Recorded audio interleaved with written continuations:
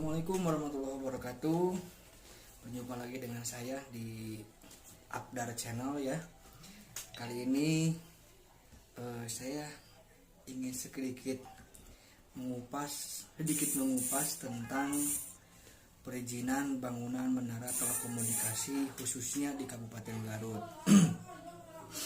Jadi Kabupaten Garut ini sudah memiliki aturan, yaitu peraturan Bupati tentang bangunan menara telekomunikasi. Ada juga aturan yang mengatur tentang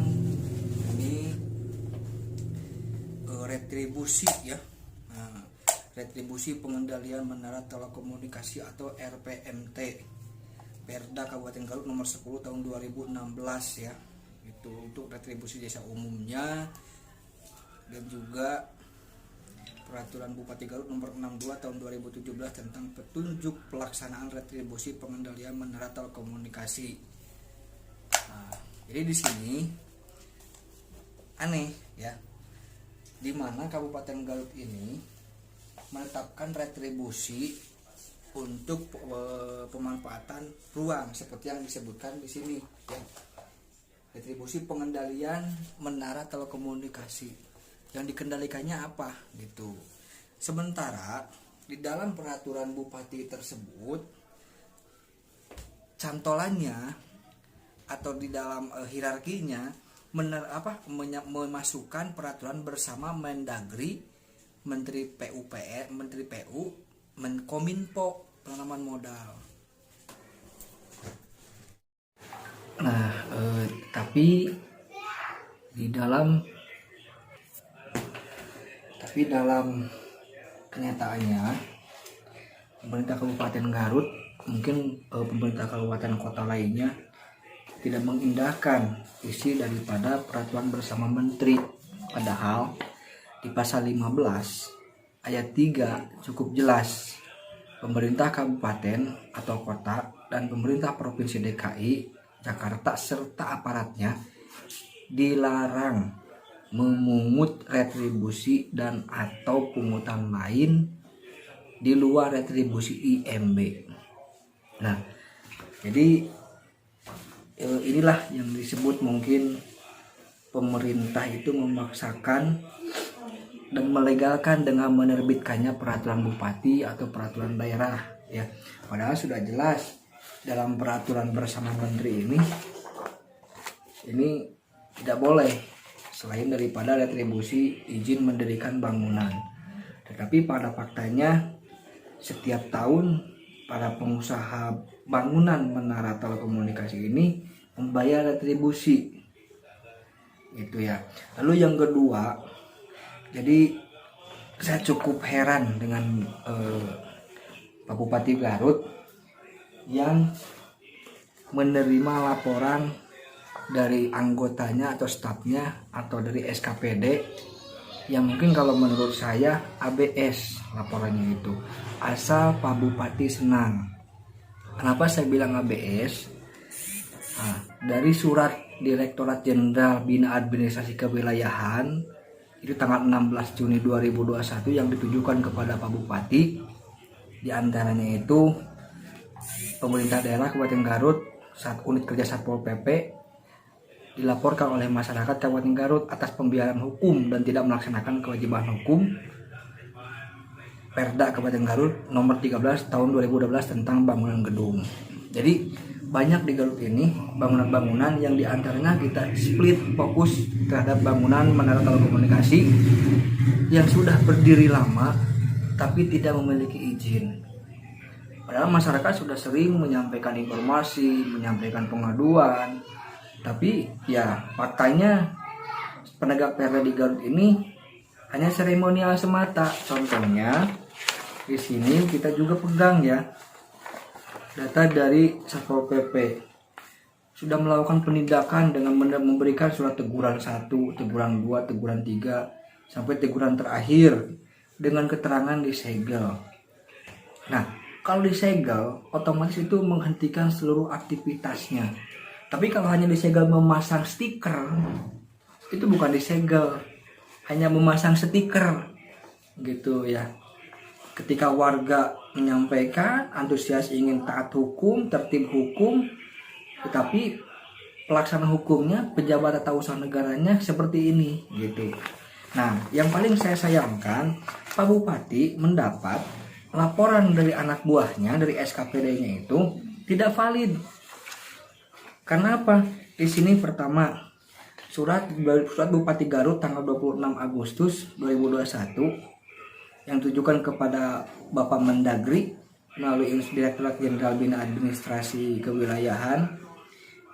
Di dalam data Menara Tower di angka 9 nama perusahaannya itu tidak ada, yang beralamat di Jalan Proklamasi Samping nomor 7 RT 4 RW 12 Desa Jayaraga, Kecamatan Tarogong Kidul, lebih tepatnya di dekat Dinkes, Dinas Kesehatan, samping Dinkes yang ada bambu-bambu itu.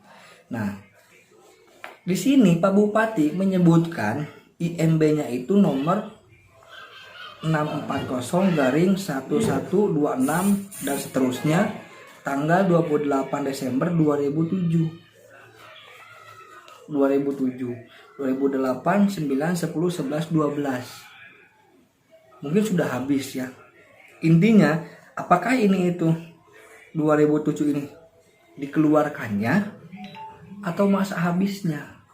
Mungkin ini dikeluarkannya. Nah, kalau seandainya berlaku 5 tahun 2007, otomatis itu sudah habis. Karena sangat jelas dari surat-surat sebelumnya DPMPT itu ya, di sini. Nah, surat dari DPMPT yang disampaikan kepada Satpol PP ini. Nah, jadi yang di Jalan Proklamasi Samping itu Jayaraga sama betul di tahun 2000. Tetapi herannya, anehnya nih, ada IMB yang diterbitkan tahun 2015 gitu ya. Nah,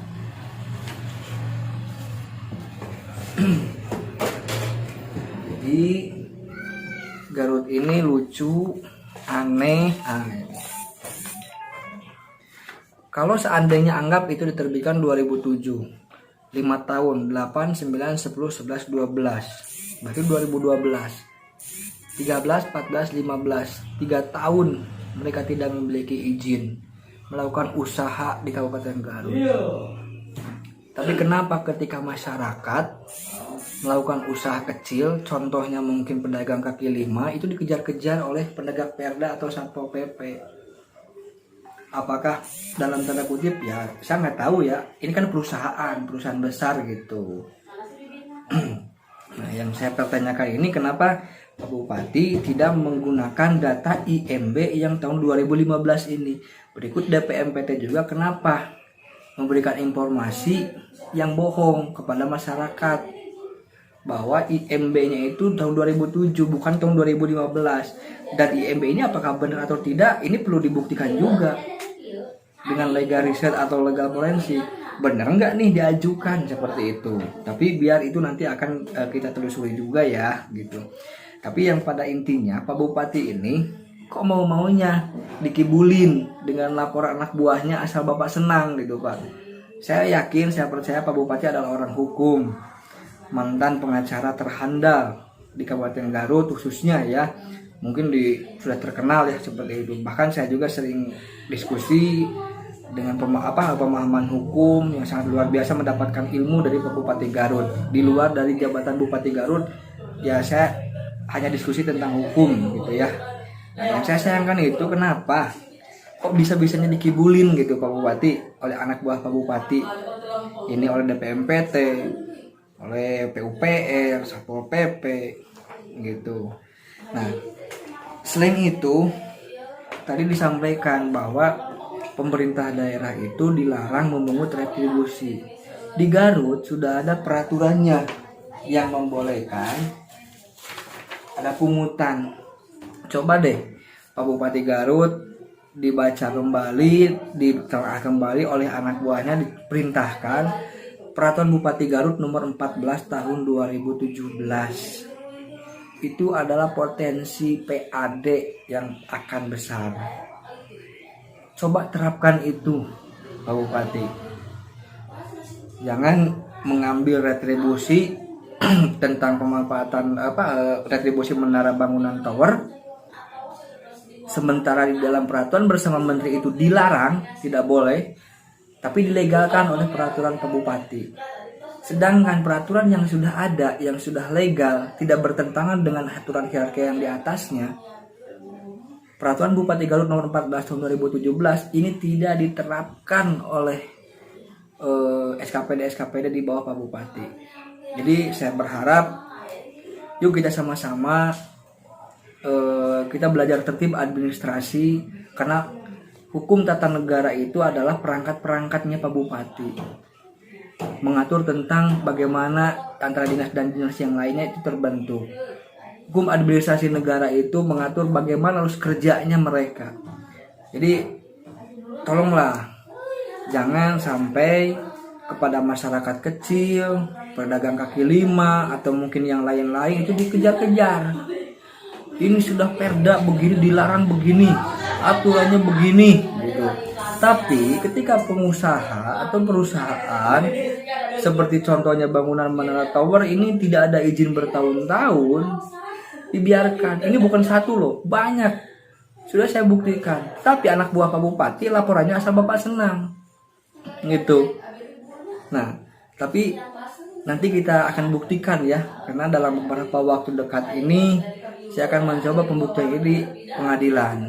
Saya bukan hanya ini sok bener atau bukan Pak Bupati, tapi yuk kita sama-sama perbaiki. Kalau toh memang ada aturannya, kenapa harus dilanggar aturan itu gitu. Oke, kalau untuk asas kemanfaatan itu kan untuk pendapatan asli daerah, tapi dengan pendapatan asli daerah ini ketika harus melanggar hukum boleh nggak? Bolehkah saya menerima atau mendapat kuliah pemahaman hukum seperti itu ketika ada pungutan yang dilegalkan, sedangkan secara aturan, secara hukum, aturan yang lebih tinggi itu melarang. Kan sudah jelas aturan yang di bawah itu tidak boleh bertentangan dengan aturan yang di atas. Begitu. Nah, saya berharap pemerintah Kabupaten Garut melakukan perbaikan-perbaikan. Jangan malu ketika menerima masukan-masukan dari masyarakat, dan jangan pernah melihat masyarakat ini ini masyarakat biasa, ini petani, ini. Mereka itu tetap satu warga Kabupaten Garut, satu rumpun gitu Pak Bupati. Nah, terima kasih, itu mungkin sedikit tanggapan saya. Apabila ada yang mungkin ingin memberikan penjelasan lain, pemahaman lain, silakan bisa disampaikan. Dan saya menunggu diskusi terbuka, baik dengan PUPR, dengan Bapak Pendapatan Daerah, dengan Satpol PP ataupun dengan Pak Bupati sendiri. Saya menunggu diskusi terbuka. Jangan memungut retribusi ketika dilarang oleh aturan yang lebih atasnya. Tapi pungut retribusi yang sudah jelas-jelas ada. Kenapa tidak mau melaksanakan? Terima kasih. Salam dari saya. Mungkin di sini pejabat korupsi dapat kursi. Bener nggak ya?